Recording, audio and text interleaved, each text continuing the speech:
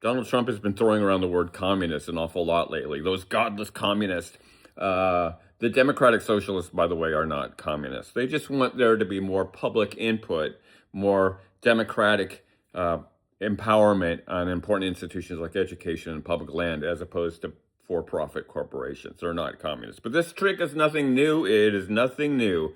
After World War II, President Truman wanted to create a national healthcare system in America, sort of similar to the system that the British have, from cradle to grave. Their national healthcare system covers everybody. Everybody has universal healthcare. Healthcare is a right, not a privilege.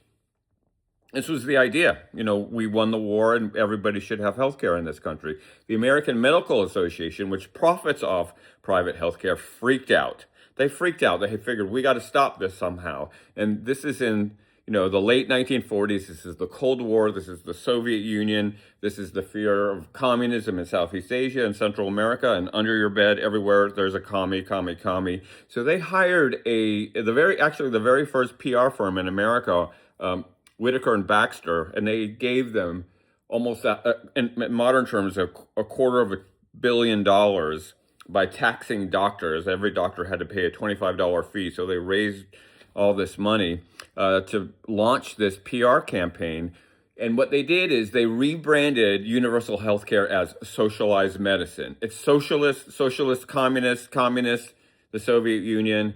And so they turned something that would be a right for all Americans to have healthcare into a communist phenomena. And very quickly, in that 3-year period, the polls went from the majority of Americans wanting universal health care to the majority of Americans not wanting universal health care because it was rebranded as being socialist. We've got lots of socialist institutions. Public school is a socialist institution. A fire department is a public institution. The highway that you drive on is funded by tax dollars. I mean, these are all socialist institutions, but it's used as a scare tactic. And of course, because of that scare tactic, the health insurance industry has made trillions of dollars on what could be a public good, our public health. We lost that right because we got freaked out over the word communist. Trump is trying it again, but this isn't 1947. Things are much different now. We see countries like Ireland and Denmark and Norway that have socialist economies that are quite happy and healthy and wise. And I don't think it's going to work this time. But he's going to try it, and it'll work on the morons because they don't know their history or they're afraid of words. But we're not. Welcome to the resistance, comrades.